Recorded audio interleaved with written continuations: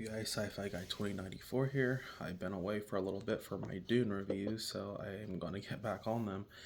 Um, so I just watched episode 3 for Dune Prophecy. This episode is really good. It's basically kind of like we get more backstory into Valia Harkonnen's um, childhood and growing up.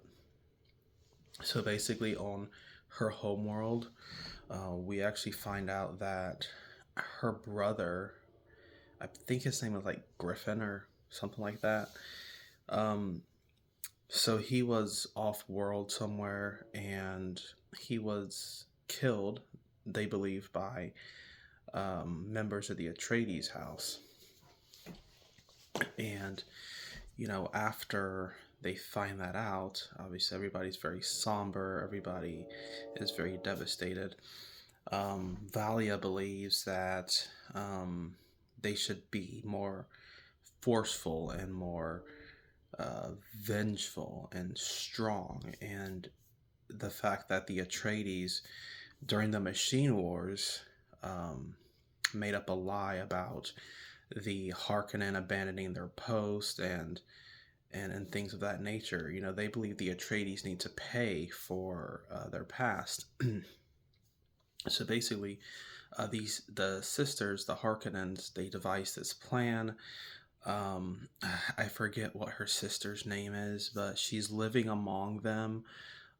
People who are to be kind of inducted into the Atreides house. I believe they're like a different clan, but they're becoming House Atreides. Well, for simplicity, we'll just call them Atreides. So basically, she's living among them, and she's kind of like a spy undercover, but the whole plan was not to really get information. The plan was actually just to kill the Atreides to avenge their brother. So she's living among them for a while. um, the Atreides are doing this weird ceremony outside. Meanwhile, the Harkonnen chick is getting busy with the Atreides guy inside. So they're doing their thing, and when it's the morning, they wake up, and the Atreides guy's like, it's too quiet out there, so he goes outside and he sees everybody is dead. Basically, she pretty much poisoned them. They were all getting drunk and things like that. She poisoned them, and she revealed that she had lied about who she is. She's really a Harkonnen, and then she basically killed him as well. And they were kind of, at least she made it seem as though they were lovers. I feel like he really did love her, because when he found out she was Harkonnen, he said something like, nobody can help what name they're born with.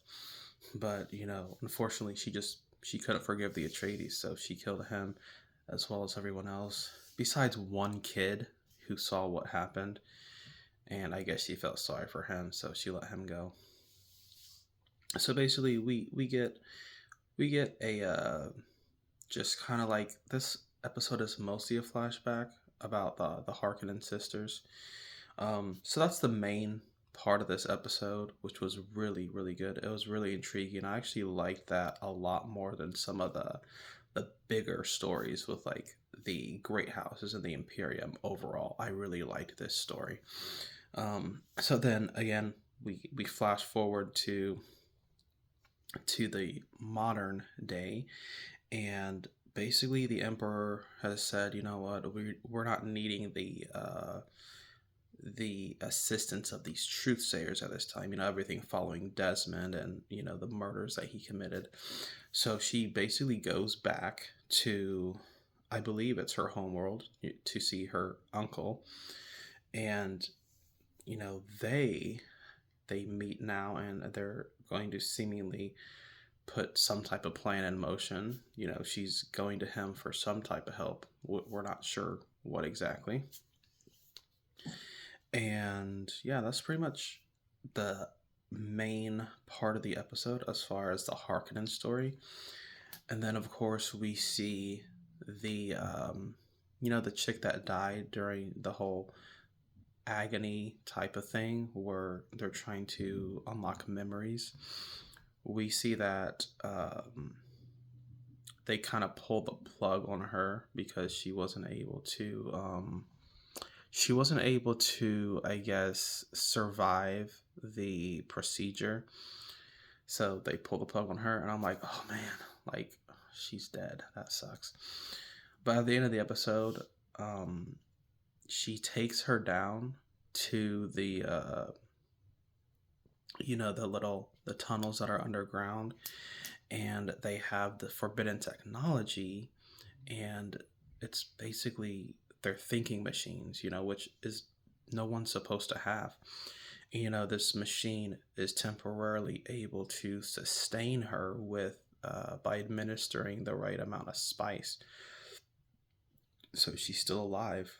She didn't really die, and I thought that was really interesting. It's like, oh wow. So we learn about, of course, in the first episode, about this genetic library that the sisterhood was building, to basically pick the best heirs suitable for the great houses, to make sure that people they're governing more justly, and then the Imperium can actually be less corrupt.